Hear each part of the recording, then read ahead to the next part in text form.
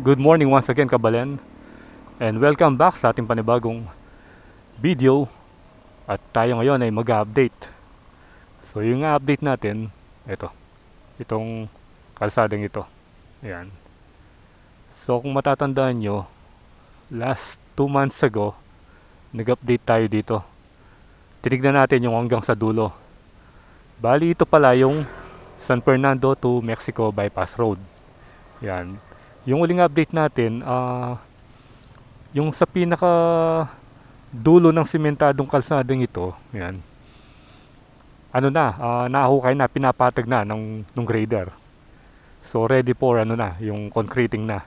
At nakita rin natin yung mga drainage na nauna ng ginawa.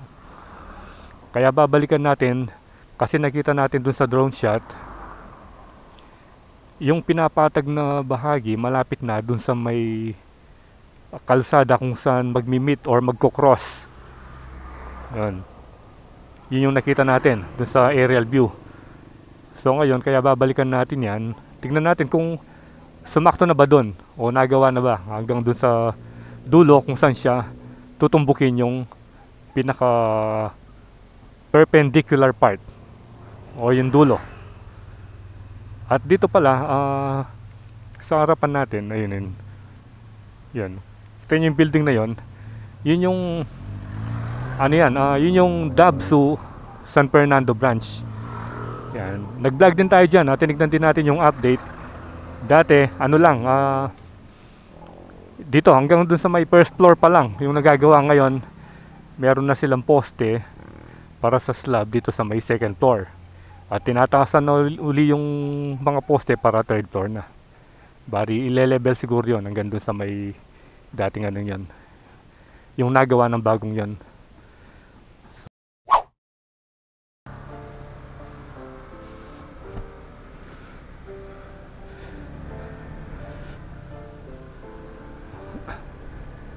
Ayan o. Mabilis silang gumawa Kasi yung building before that, halos kagagawa lang yan Tingnan natin. Bali operational na pala itong Dabsu campus. Ayan Bali meron ng existing doon at may mga estudyante na nag-aaral. So ito additional na school building. Yan. Kasi marami yung mga estudyanteng gustong mag-aral dito sa may Dabsu dahil nga State University at libre.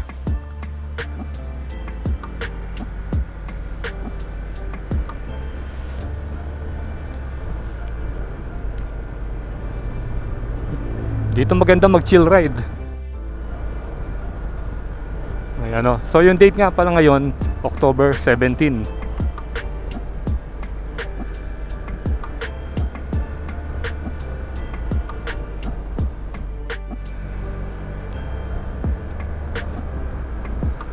Dito mamaya niyan, marami na magja-jogging dito.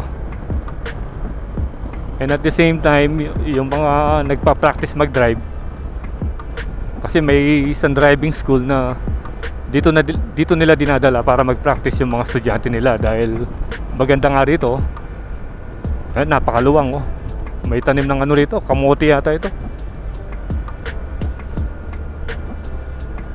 Ayan mga kamote nga.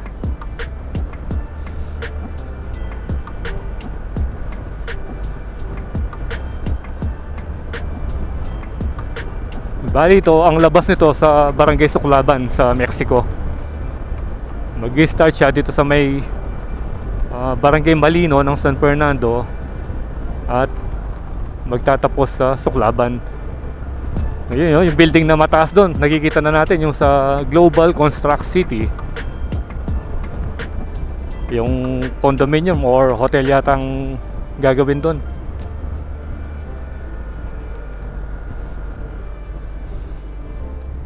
Pag natapos yung kalsadang ito, magiging madali na yung pagbiyahe kung magmumula ka dun sa may Mexico papunta ng Angeles ganyan or San Fernando na hindi ka nadadaan dun sa mga matatraffic na kalsada. Ayan, hanggang dito pa lang Hindi pa nasementuhan. Ito, yun, may nagpipictorial. Ongoing pa yung construction. Nakala ko na ano na, nasementuhan na.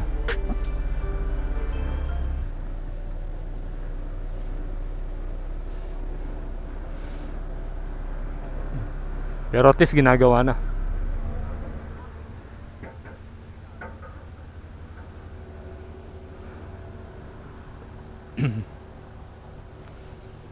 Ito yung mga drainage sa pus na. May takip na oh.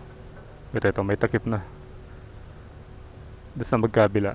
Dati kasi ito, ano pa lang ito eh. Hollow pa lang ito eh. Mga forma pa lang nung dati.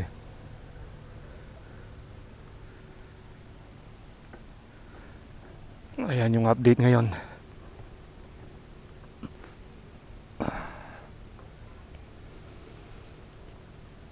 Yung nakikita niyo mga billboard doon, ayun oh, yung Shell at saka yung Jollibee, yun na yung NLEX.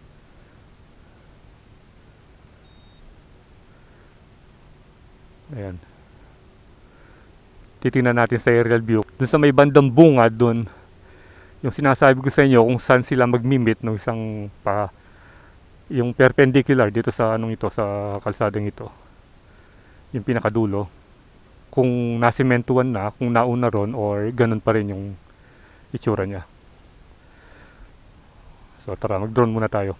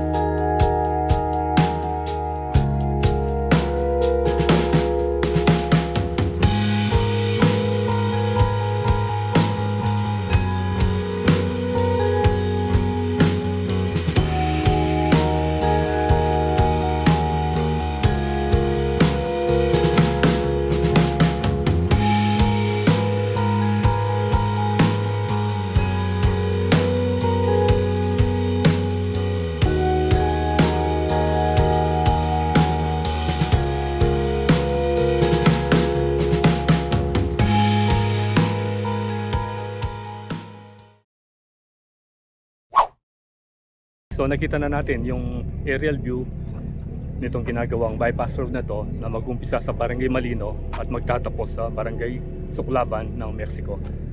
At ayun, ongoing pa rin yung construction. So ito yung nakita natin pagbabago. Dati kasi hindi pa wala pang cover, pero ngayon fully cover na. So yung mga drainage tapos na. At ito talagang pinapatag ng gusto. Yan, siguro sa next update natin baka tuluyan ng masisimento ito, flooring. At medyo makapal siya, ganyan. Tsaka yung mga bakal ito, palalaki yung mga bakal. Ayun, parang mukhang matibay itong bypass road na to.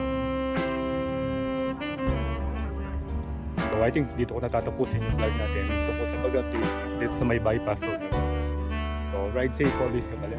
See you and I see you in Koilanda. See you.